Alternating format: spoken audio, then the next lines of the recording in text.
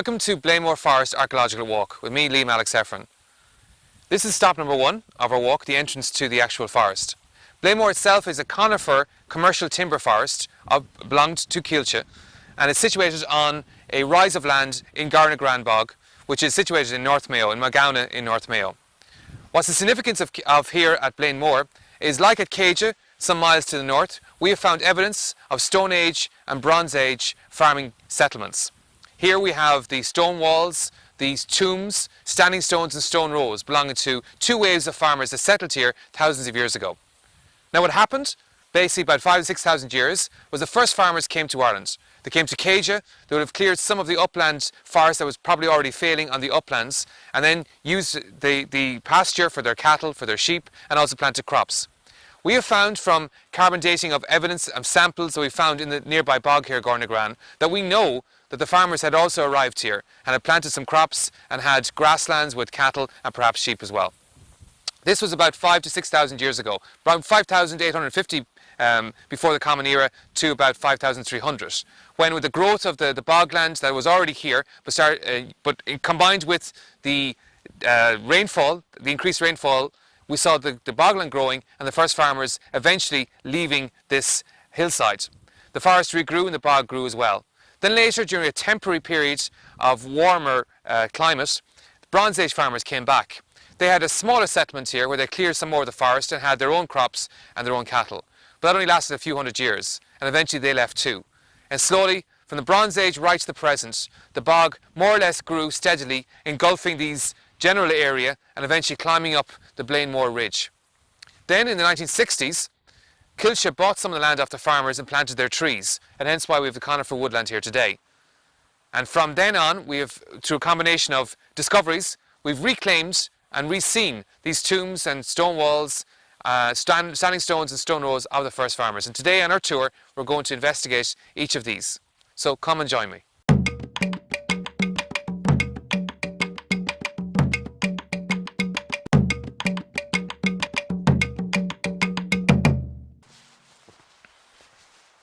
This is stop 2A.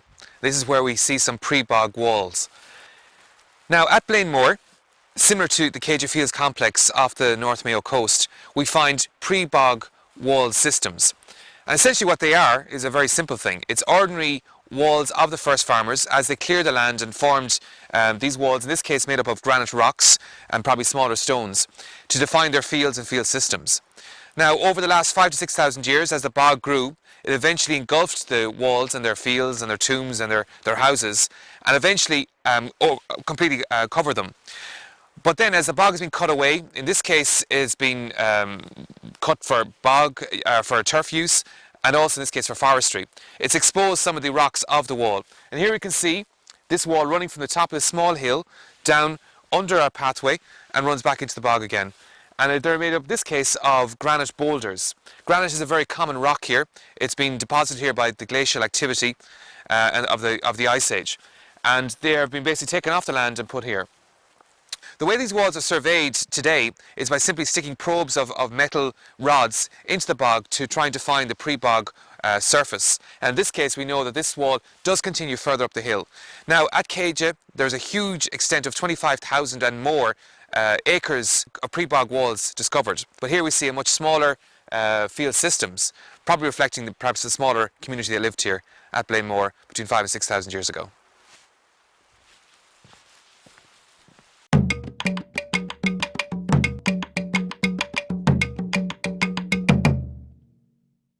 Okay, this is stop 2B, and here we have again another pre-bog wall which is running down this direction under again the pathway and back into the bogland again. It consists again of granite boulders. In some cases we have some red sandstone as well. These basically are the rocks that cleared off the land, as I said, to form the walls, and it's actually more or less parallel to the one we saw earlier at 2A. Now as we walk down the pathway we come to the structure here at 2B, which is the Quartz tomb. Now a Quartz tomb is simply a megalithic tomb, a form of megalithic tomb built by the first farmers between 5,000 and 6,000 years ago. Quartz tombs are one of the earliest type of megalithic tombs. A megalith simply means Greek for large stone, and you can see very clearly they're obviously made of large stones. Now All that remains of this particular court tomb is the bare foundations, because over the thousands of years we've lost the big court cairn of earth and rock that would have covered it, and also the smaller stones that would have been inserted in between the larger orthostats. Now, the court tomb consists of a court, which is, as we see here, a circular structure which runs from the outer edge where you walk in through to what would have been a chambered entrance into the heart of the court tomb. This would have been covered over by earth and rock and stones. Now, this cairn, as I said, is long gone, but what is left here is the big stones that weren't moved, that weren't, basically people couldn't rob, if you like. And as you notice, they're made of of granite, but they're also made from splitting the granite. This involved using fire and water, a very laborious way to try and split the stones, but they had no other method. They had no metal, because obviously they're Stone Age farmers.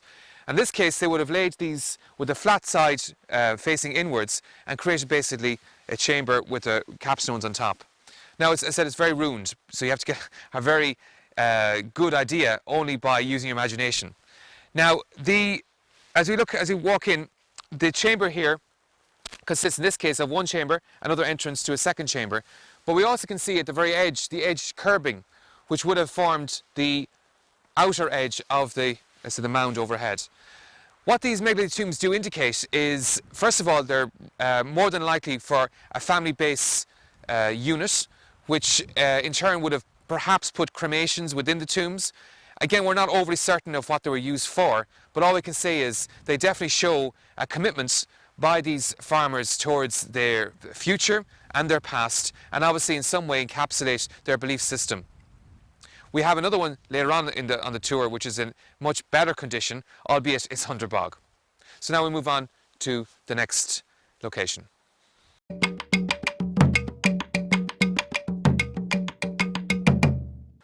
We're now at 2C, and this stop again is a pre-bog wall. This wall is parallel to the earlier walls which you've seen, but in this case this wall is very well revealed and we can see what it's made up of. Now, it starts again from the slight hill, runs back down into the lower end, and in this case we see how the bog has been exposed and revealing the stones underneath. Now, these stones are again granite boulders that would be gathered from the topsoil and moved into these wall structures. They're granite, but they also are interspersed in some places with other stones that they would have found, including sandstone and limestone. Granite is something found in great quantities in the Killala Bay area, and they came from the ice flows as they dragged their gravel and stones and rock all the way from the mountains, say of the Ox Mountain range and further afield. They dragged them this way, depositing them as they ground them up, and hence we find an awful lot of granite boulders called erratics left high and dry above sea level. In this case, these granite boulders have been ground up, and as I said, they're now essentially rocks, and the farmers have used them to put into the pre-bog wall.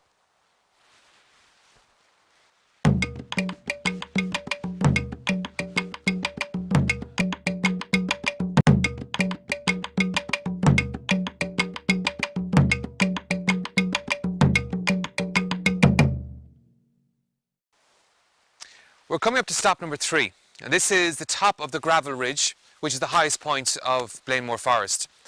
Now, this gravel ridge wasn't always covered by trees. We have here a lot of conifer trees, which are the spruce trees of the Kilchie plantation, and also some broadleaf trees.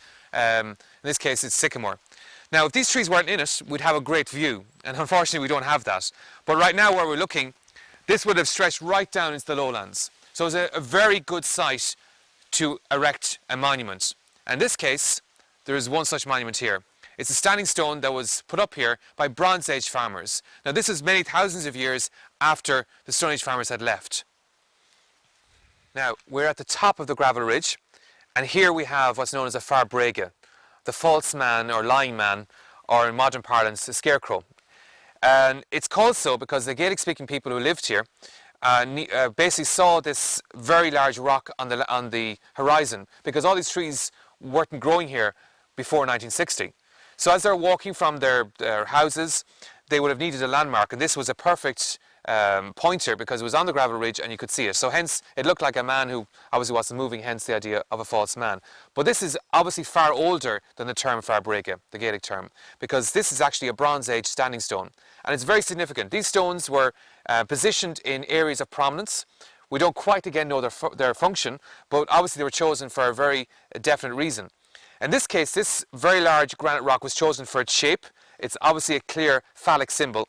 And also, right through the centre of it, we have a vein of quartz running right through the centre and down the far side. Again, a phallic symbol. Obviously, the trees weren't here. This would overlook tens of miles of lowland.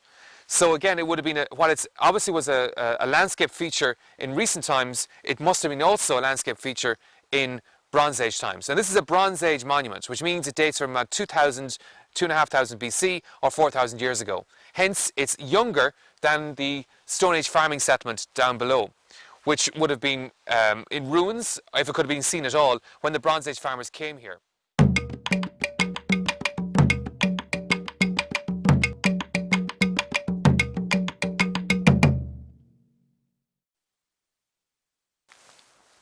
This is stop number 4, Loch Nouila, the Lake of the Seagulls. This is a landlocked lake. There's no river inlet or outlet, and the bottom of the lake is actually very black because it's peat.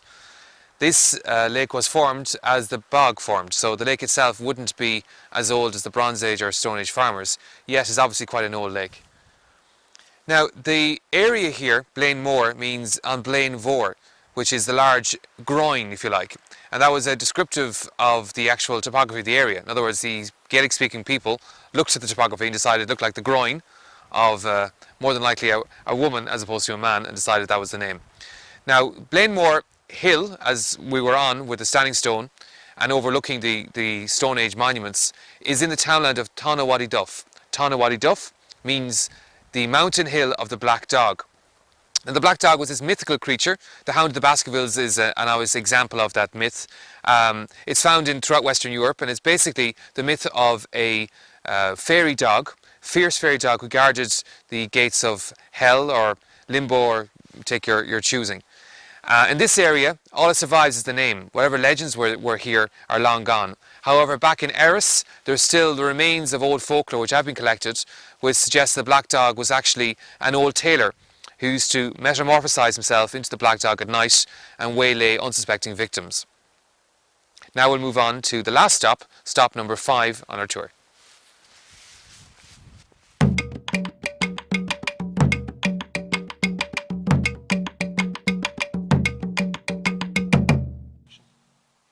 This is stop number 5, where we have a combination of a Bronze Age monument and the older Stone Age monument.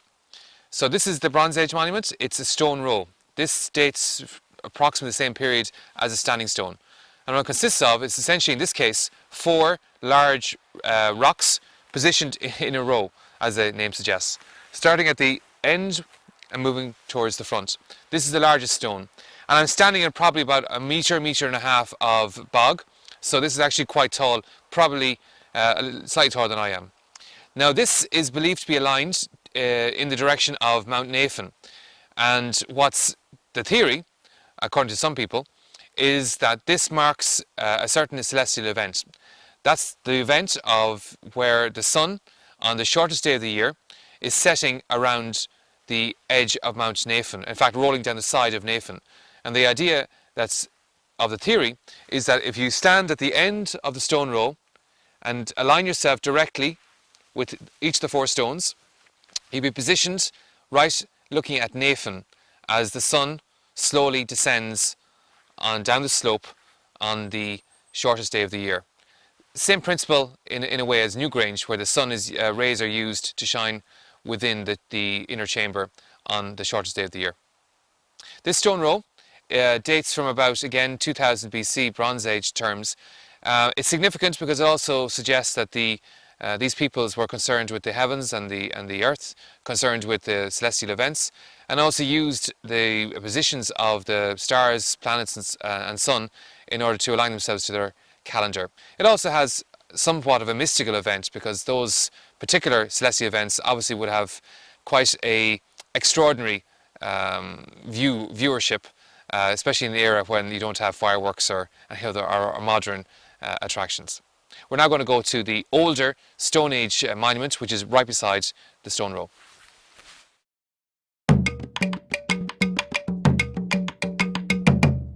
This is another court tomb, like the one we saw at the beginning of our tour.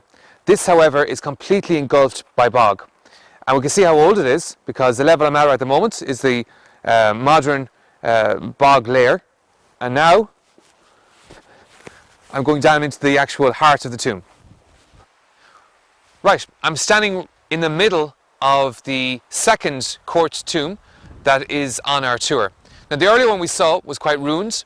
This one is different because, in fact, apart from the chamber I'm standing in, the rest of the tomb is completely engulfed by bog. In fact, you can see yourself up to a depth of maybe about a metre, metre and a half. This is older than the stone row. In fact, it could be up to 2,000 years older. So this is one of the second tombs of the first farmers. Now, how it's constructed, again, you have your heavy, very large granite rocks that have been split, so split granite boulders again. I'm standing in the middle on top of some bog, and underneath that is the capstone. Now, this capstone would have been the roofing stone of this particular chamber.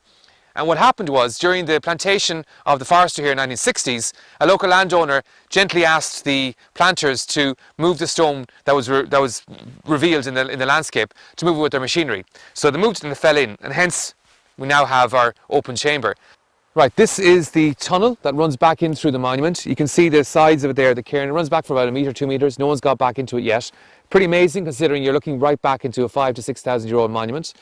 What's to note here also is a massive size of these split granite boulders. These were split with farmers having nothing but wood and water and fire. It's all they had to use. And yet they've created the sides of this monument with these huge boulders.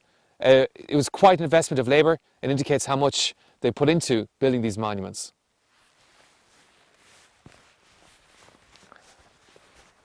Well, that's the Blanemore Forest walk. Thanks very much for joining me. And tune in to our next video when we look at other attractions from a historical and archaeological point of view in the North-Mayo area. From me, Liam Alex Heffron, thank you.